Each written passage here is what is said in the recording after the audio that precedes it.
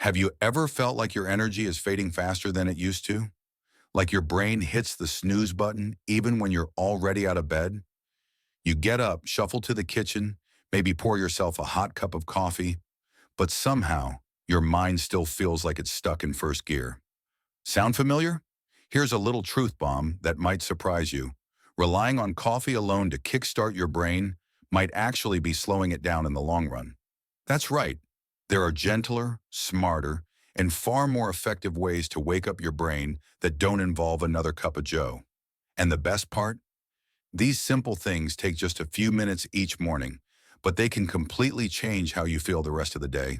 Sharper, more alive, more you again. If you're over 60, this matters even more. As we age, our brains need a little extra TLC to stay sharp, responsive, and full of life. Memory, focus, mood, even the ability to enjoy daily conversations. They're all connected to how we start our morning.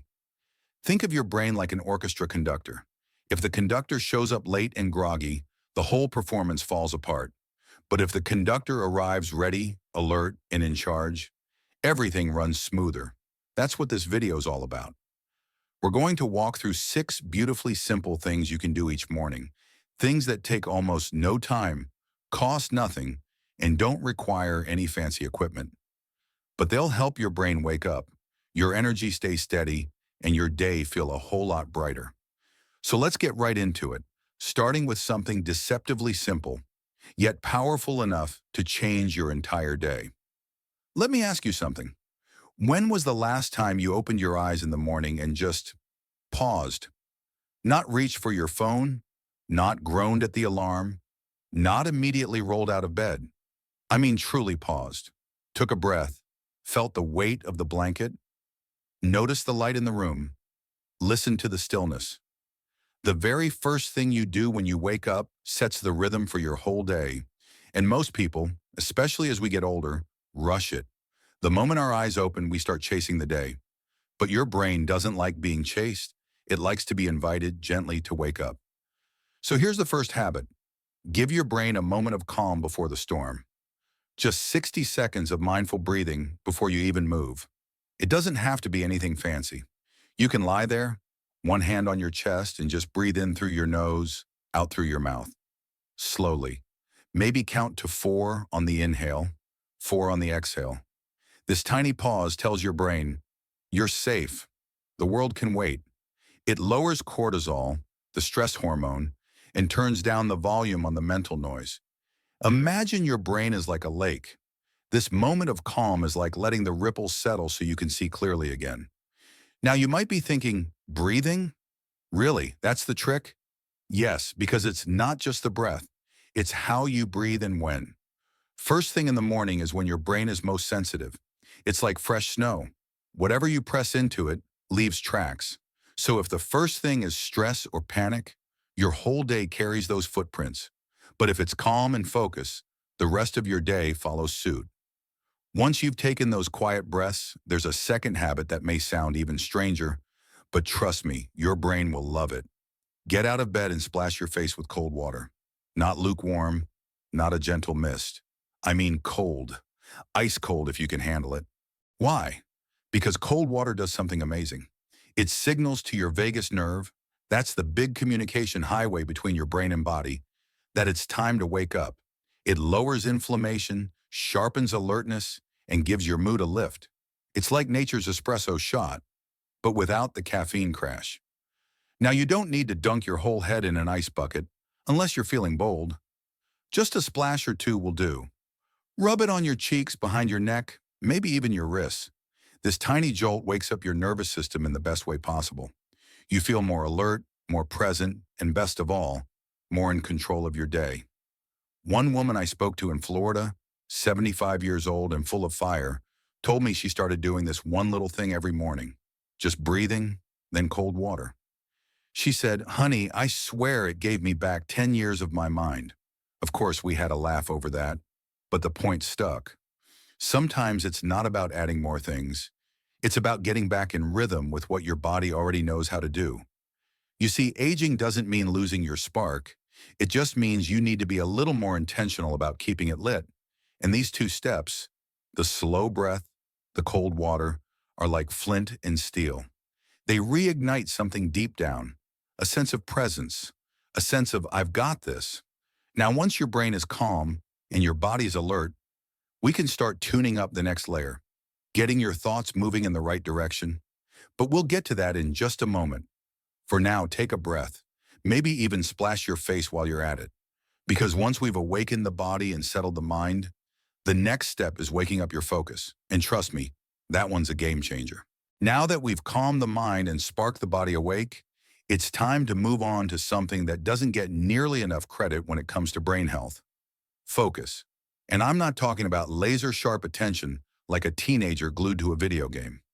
I mean the kind of clear, steady focus that lets you remember where you left your glasses, enjoy a good book, or keep up with conversations without feeling foggy or frustrated. So here's something you might not expect. The third habit to wake up your brain isn't about thinking harder, it's about writing. Not a novel, not a grocery list. I'm talking about what I like to call a mind release. Just 2 or 3 minutes with a pen and paper, right after you've splashed your face and caught your breath. You sit down, maybe at the kitchen table or wherever the light hits just right, and you write whatever's on your mind. It doesn't have to make sense. It doesn't have to be pretty. The goal isn't perfection, it's clarity. You might write, I feel a little stiff this morning, or I had a dream about my old high school, or even just, why does the toaster always burn the left side? Anything, everything, no filter. This little act clears the clutter. See, your brain wakes up every day with a kind of mental inbox full of things it didn't finish processing the night before. Worries, memories, to-dos, random bits of dreams. And if you don't let some of that out, it just rattles around in the background all day, stealing your attention. But when you write it down, it's like telling your brain, hey, I've got this. You don't need to carry it around anymore. It frees up mental space for the things that really matter, like remembering that neighbor's name or following a good story on the evening news. Now here's the secret sauce. You don't have to keep what you write. You can toss the paper in the trash when you're done. It's not about keeping a diary. It's about giving your mind a moment to stretch and exhale. One man I met in Wisconsin, he's 82 now, told me this was his favorite part of the morning. He said, it's like taking out the trash before it starts to smell. I thought that was perfect.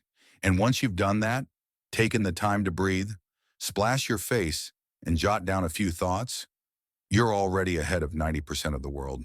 But we're not done yet. There's one more habit in the morning routine that truly brings the brain online. And it's one you might not expect to make such a difference. Movement. Yes, just a little. I'm not talking about a full workout. No need to lace up sneakers or do jumping jacks, unless you want to. I mean simple, intentional movement that gets your blood flowing and tells your brain, hey, we're awake, we're alive, and we're ready. You see, after 60, it's easy to underestimate how powerful light movement can be. You wake up a little stiff, maybe your joints feel like they need some oil. That's normal. But when you gently stretch your arms above your head, roll your shoulders, maybe twist side to side or walk to the end of the hall and back, you're sending your brain the signal that it's time to turn on the lights upstairs. Movement increases oxygen to the brain. It boosts circulation. It helps flush out the fog of sleep and signals your body to release endorphins, those natural little mood boosters we all need a bit more of. One of the most effective movements? Marching in place. Just stand, lift your knees, swing your arms, and keep it going for 30 seconds. It's simple, it's safe, and it's surprisingly energizing. I once gave this tip to a retired music teacher who told me she started every morning with a march to Mozart. She'd play a little classical music and march in place in her kitchen while the coffee brewed. She said it made her feel like a conductor again, strong, graceful, and ready for whatever the day brought. You can even make it fun. Put on your favorite oldies, maybe a little Elvis or Sinatra, and let the rhythm move you. No one's watching, and even if they were, let them see your sparkle. That's the thing. Movement isn't about exercise. It's about waking up the body with joy. It's about telling your brain, we're not shutting down. We're tuning up. You're not just keeping muscles limber. You're keeping your mind alert, your balance sharper, and your spirit alive. So here's the beauty of it all. By the time you finish breathing deeply, splashing your face, writing for a minute or two, and moving your body with kindness, you've created a full reset. Not just physically, but mentally, emotionally, spiritually. You're not running on autopilot. You're not just reacting to the day, you're leading it. And that makes all the difference. Now you might be sitting there thinking, is it really that easy? Just a few little habits? And the answer is yes, because you don't need to overhaul your life. You just need to start the morning right. The rest tends to follow, and we're not finished yet. There's more we can do. Simple, lovely things that help your brain feel brighter, steadier, and more fully you. But let's take a breath here. Let all that settle in for a moment, because now that we've brought your body to life and calmed your mind, we're ready to light up the most powerful tool of all, your memory, and that's where we're headed next. So you've given your brain a soft, steady wake-up call. You've started the morning not with a jolt of caffeine, but with breath, clarity, and movement. And that alone puts you on a better path than most. But now we step into something a little deeper, something that matters more with each passing year. Memory. Now let me ask you something. Have you ever walked into a room and completely forgotten why you went in there? Or maybe you've stood in the kitchen, staring into the fridge, wondering what in the world you were looking for. You're not alone. It's not a sign of anything wrong. It's just the brain asking for a little more support. And that's exactly what this next habit offers. It's a beautiful practice that lights up your memory, sharpens your recall, and even gives you a little emotional boost. And it only takes a few minutes. Here it is. Recall one vivid memory every morning. Simple, right? But stay with me. As you sit with your coffee or tea or even a glass of warm lemon water, take a moment to travel back in time. Not randomly. Choose a moment from your life that's clear, specific, and filled with detail. It could be your high school graduation, the day you met your spouse, a family vacation in the 70s, the first time you drove a car on your own, hands shaking, radio blasting. Close your eyes. Bring up the sights, the smells, the people. What were you wearing?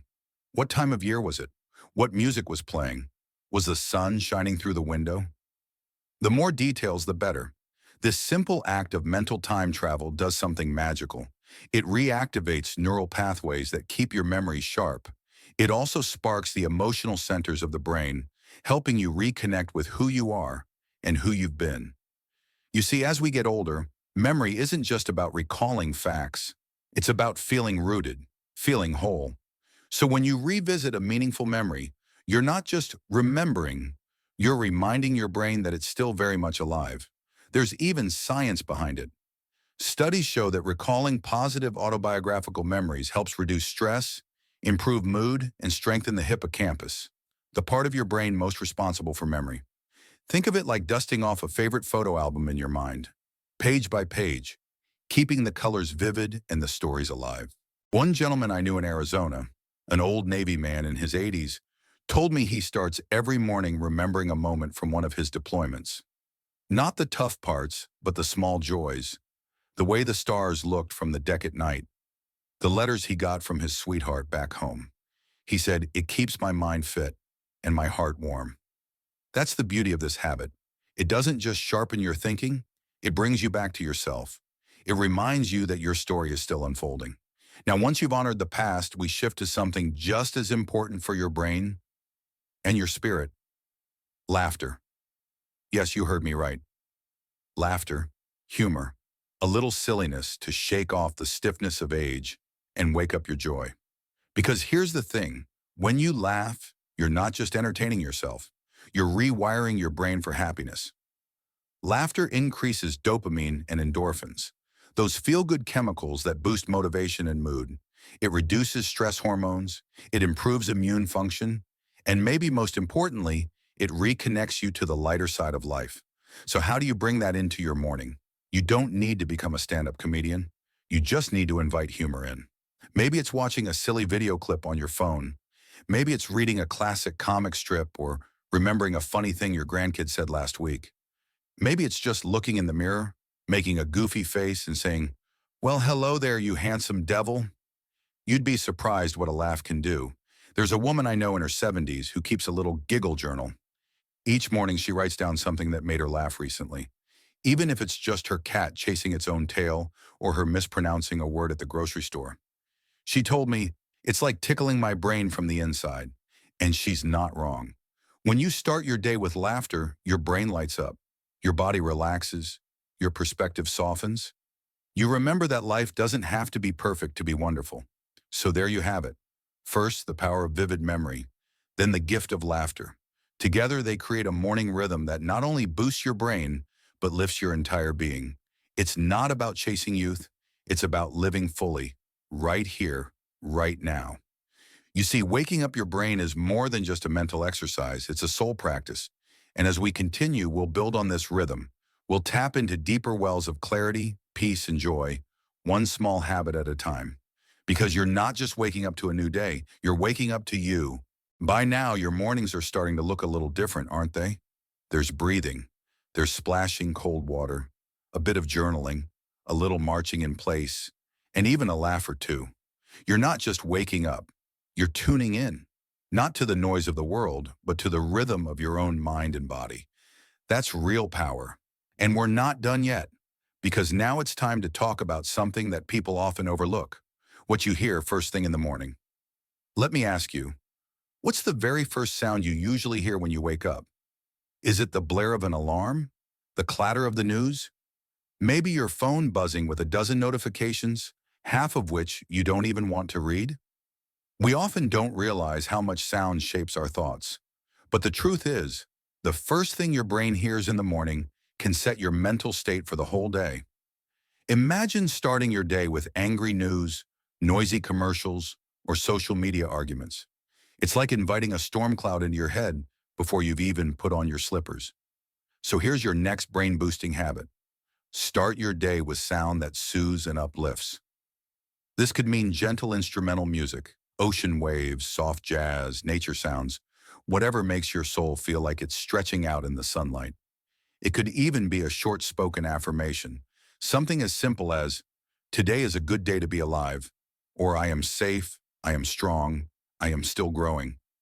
Some people enjoy putting on a favorite hymn. Others listen to the birds outside their window or hum a familiar tune while making breakfast. The point is to be intentional about what you let into your ears before the rest of the world barges in. There's a sweet couple I know in Georgia, both in their 70s, who start each morning with their good mood music. One plays soft piano, the other hums along, and they don't say a word until the song is over. They told me, "It keeps the morning sacred. We don't want to start the day on the wrong note." And they meant that literally. Because sound isn't just background noise, it's a signal. It tells your brain whether to feel tense or relaxed, anxious or calm. When you choose your sound, you choose your mood. And that choice every morning adds up over time to a calmer, clearer, more resilient mind. And from sound, we move into something even more subtle, but deeply powerful. Gratitude. Now, before you roll your eyes, yes, we've all heard that word thrown around in books and wellness articles, but I want you to think of it not as a trendy idea, but as a brain training tool. When you wake up and consciously name a few things you're grateful for, even the smallest things, you're literally rewiring your brain to see the world through a lens of strength instead of scarcity. That's not poetry. That's neuroscience. Your brain has something called a reticular activating system. It filters what you notice. If you start your day thinking about what's wrong, it'll spend the whole day looking for proof that you're right. But if you start your day remembering what's still good, still working, still beautiful, guess what it filters in? More good. Now, this doesn't mean you have to fake happiness. It just means you pause and notice. Maybe it's the way the morning light falls across your living room, the smell of toast, the fact that your legs still carry you, even if a little slower. Maybe it's a memory or a text from your grandchild. Maybe it's just the fact that you woke up at all and you get to try again. Some mornings, gratitude feels easy. Other mornings, it feels like trying to find a flower in a snowstorm. That's okay. Even one small thing, one flicker of appreciation, is enough to shift your perspective and wake your brain up to what's possible. One woman I know in Michigan keeps a morning blessings jar. Every day she writes down one thing she's thankful for on a scrap of paper. folds it up and drops it in. On tough days, she reads a few. She said it reminds her of the parts of her life that still shine, even when the skies are gray. And that's the key. Gratitude isn't about denying the hard stuff. It's about not forgetting the good stuff. So now picture it. You've taken a deep breath. You've splashed your face. You've moved your body, written down your thoughts, remembered a moment that matters, maybe even laughed out loud. You've filled your ears with peace and your heart with thanks. How does that feel? It's not complicated. It's not even time-consuming. It's intentional, and it's powerful. And the beauty is, none of this requires you to be anything other than who you already are. You don't need to be perfect.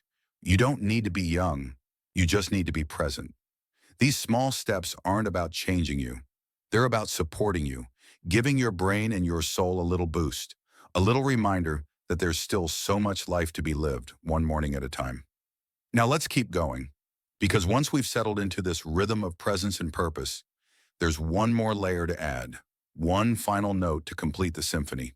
So here we are, already 5 habits deep into a morning routine that's not just about waking up, it's about coming alive.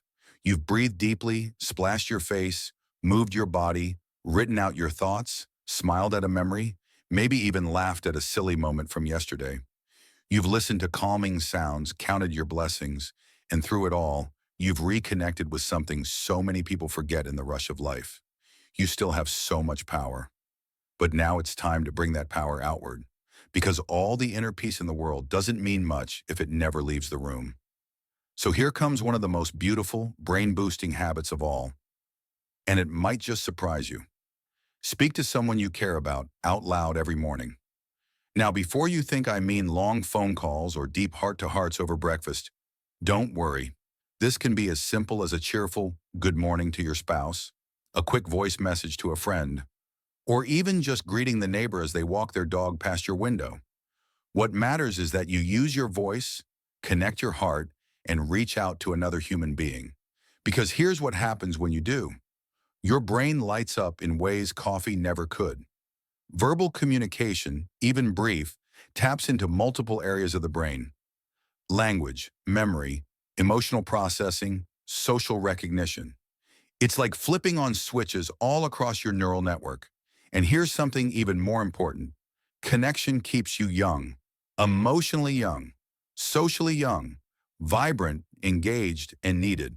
A man I once met, he was 88 and lived alone in a quiet little town, told me that every morning without fail, he called his granddaughter just to hear her say, "Hey, Grandpa."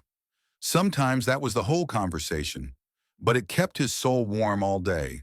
He said, "It reminds me I'm still part of something bigger than just me." See, loneliness is one of the most dangerous things for the aging brain. It chips away slowly at memory, mood, motivation. But the antidote? Connection, even small moments of it. A smile, a shared joke, a kind word. These moments aren't just nice, they're essential. And if there's no one around that morning, talk to yourself. I mean it. Out loud. There's no shame in it. In fact, studies show that speaking your thoughts helps organize them, sharpen recall, and improve emotional regulation. You might say, "Okay, let's see what today's got for us," or "Time for that delicious oatmeal," or "You've got this, old friend." It's not weird, it's wise. Your voice carries more than sound, it carries intention. And when you use it with kindness and purpose, you remind yourself that your story is still being written, one spoken word at a time. Now, as your voice connects you to others, or back to yourself, there's one final habit we mustn't forget, and it's the quietest of them all, yet in many ways the most powerful. Stillness, not sleep, not silence while scrolling through the news or staring blankly at the television. I mean true conscious stillness, a moment, just a moment, where you sit, breathe, and do nothing at all. I know, it sounds strange, especially when we've spent this whole time building up energy, focus, clarity. But this stillness isn't about slowing you down.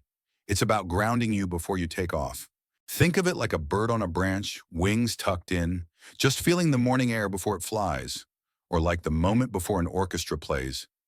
Bows lifted, breath held. That stillness holds readiness. It tells your brain, we're not rushing, we're not scrambling, we're here. You might find this stillness at the end of your routine. Sit in your favorite chair, look out the window, feel the warmth of the mug in your hands. Let your mind settle like dust in a sunbeam. No tasks, no agenda, just presence. A woman I knew in Oregon, fiercely independent, 76 years old, used to run a flower shop, told me she spends 2 minutes every morning just sitting in her rocking chair, hands on her knees, eyes closed. No prayers, no thoughts, just being. It's like a reset button for my soul, she said. It reminds me I'm not behind. I'm exactly where I'm supposed to be. Stillness helps your brain regulate. It lets the busy thoughts fade and the deeper wisdom come through. It's the opposite of stress. It's a kind of quiet strength. And especially in a world that tells us to go faster, do more, be more, it's an act of quiet rebellion to just be still. Now pause for a moment and look at the beauty of what you've built into your morning. You didn't just jolt yourself awake, you created a ritual. You honored your mind, your body, your memories, your breath, your laughter, your words, your quiet. This isn't about being perfect. It's not about productivity. It's about presence. It's about building a morning that supports your brain, nurtures your heart, and reminds you every single day that you matter, because you do. And tomorrow, you get to do it again. Take a moment, right here, right now. Think about how far you've come, not just this morning, but in life. All the mornings you've seen, the chapters you've lived through. You've built families, careers, friendships, memories. You've weathered storms and celebrated victories. And now here you are again, starting another day, with intention, with presence, with a quiet kind of courage that only comes with age. It's not about chasing youth. It's about embracing you, right where you are. We've walked through 6 simple things that gently, powerfully wake up your brain, better than any cup of coffee ever could. Not because coffee is bad, I still love a good cup myself, but because these habits go deeper. They don't just wake you up, they help you show up for your mind, your mood, your health, your joy. You started with breath, simple, grounding, quiet. Just a few mindful inhales to center your nervous system and bring calm into the day. Then the splash of cold water, refreshing, awakening your senses, giving your body that little jolt of aliveness. You journaled your thoughts, making space in your mind. You moved gently and joyfully, telling your body, I'm still here and I'm still going. You remembered. You laughed. You listened to music that made your soul hum. You named the things you were grateful for, even if just the sun through the window or the warmth of your favorite socks. You spoke, whether to a loved one or to yourself, with kindness. And then you honored the stillness, that soft, sacred moment that reminds you, you don't have to race through life to make it count. Altogether, these aren't just habits. They are gifts, small, steady acts of care that say to your brain, you are loved, you are capable, you are alive. You see, after 60, the world often tries to shrink us down. Slow down. Step aside. Take it easy. But you and I both know that life doesn't end at 60. It shifts. It deepens. And if we meet it with intention, it can become the most vibrant, meaningful chapter of all. These mornings, they are your foundation. The way you start your day becomes the way you live your day. And when you string enough of those together, you change your life. And no, none of this requires perfection. If you miss a day, that's okay. If some mornings feel foggy or hard or full of aches, that's okay too. Come back to your breath. Come back to a smile. Come back to one small thing. That's all it takes. One breath, one stretch, one laugh, one kind word. That's how we build resilience. That's how we stay sharp, not just mentally, but emotionally, spiritually. You don't need to do it all. You just need to start. So now, before we wrap up, I want to remind you of something important. You are still becoming. You are still capable. You are still powerful. Whether you're 60, 70, 80, or beyond, there is life in your bones, wisdom in your heart, and joy waiting for you each morning you rise with purpose. So tomorrow, when you open your eyes, don't reach for the phone. Don't dive into the noise. Pause, breathe, stretch, smile. Remember who you are. And start your day not with urgency, but with grace. If this video brought you a moment of clarity or even just a moment of comfort, I'd love to hear from you. Drop a comment below. Tell me which habit resonated most with you, or share your own morning ritual. I'm always inspired by the stories you tell. And if you know someone else who needs this gentle reminder, send it their way. Because this isn't just a video, it's a community, a place where growing older means growing deeper, not smaller. Don't forget to like this video if it helped you feel more centered, and subscribe to the channel for more gentle, powerful tools to support your health, your brain, and your beautiful life. You deserve mornings that feel like you again. Here's to living your best life at any age. You've got this.